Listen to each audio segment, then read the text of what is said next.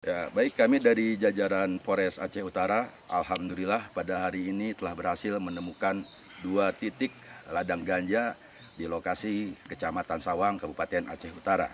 Yang dimana 2 titik ladang ganja tersebut kurang lebih seluas 2 hektar dengan kita asumsikan sebanyak 16.000 batang yang sudah berhasil kita amankan di Kecamatan Sawang, Kabupaten Aceh Utara. Tadi malam berhasil kita amankan 1 orang tersangka di lokasi ladang ganja di sini tempatnya.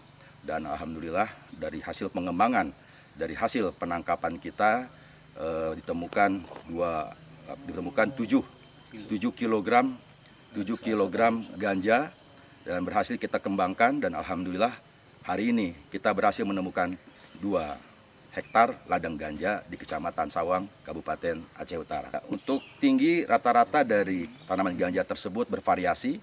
Kita temukan ada yang sudah siap panen, kurang lebih 2 meter, ada yang 1,5 meter, ada yang 1 meter, bahkan ada bibit yang 30 cm yang siap ditanam, demikian.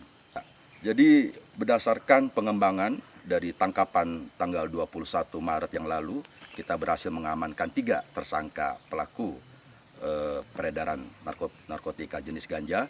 Kemudian dari tangan pelaku kita berhasil mengamankan sebanyak 7 kg ganja yang siap edar. Dan hasil pengembangan hari ini kita berhasil untuk menemukan 2 lokasi ladang ganja di 2 titik dengan luas kurang lebih 2 hektar. Dan kita sudah hitung kemungkinan untuk jumlahnya kurang lebih sebanyak 16.000 batang. Demikian. Untuk pemusnahan sendiri dan bagaimana? Ya, untuk pemusnahan kita akan laksanakan pemusnahan ganja tersebut di lokasi ini. Demikian.